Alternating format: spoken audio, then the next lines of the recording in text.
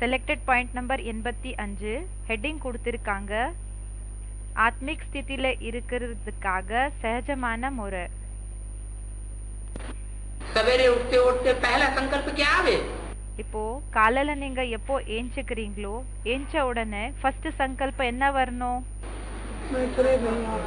मैं देह नहीं हूँ. நான் தேகம் கிடையாது.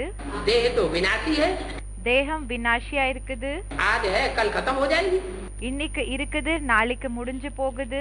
कल रास्ता चलते चलते நாளைக்கு இப்போ போக போக இப்போ இந்த வழியில போகிறப்போவே एक्सीडेंट हो जाए तो देह खत्म हो जाएगी. मैं ஆக்சிடென்ட் ஆயிடுச்சுன்னா தேகம் விநாசம் ஆயிடும். क्या रह जाऊंगा?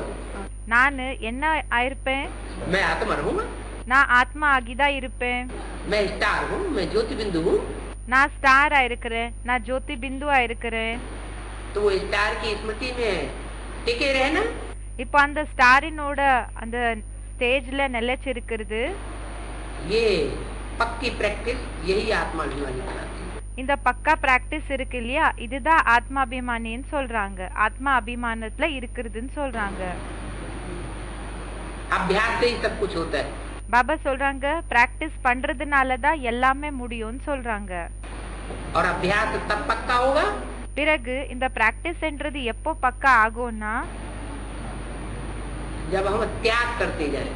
எப்போ நாம தியாகம் பண்ணிட்டே போகுவோமோ அப்போன்னு சொல்றாங்க. देह का தேகத்தினோடது, देह का भान का தேகத்தினோட அந்த அபிமானம் என்ன இருக்குதோ அது, देह के संबंधियों का தேகத்தினோட சம்பந்தி அதனோடது, देह के पदार्थों का தேகத்தினோட பொருள்களது.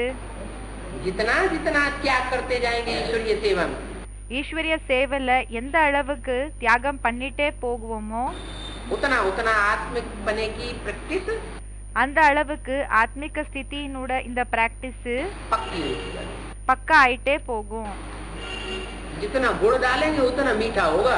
எந்த அளவுக்கு வெள்ளத்தை மிக்ஸ் பண்ணுவீங்களோ அந்த அளவுக்கு தான் ஸ்வீட்டா இருக்கும்.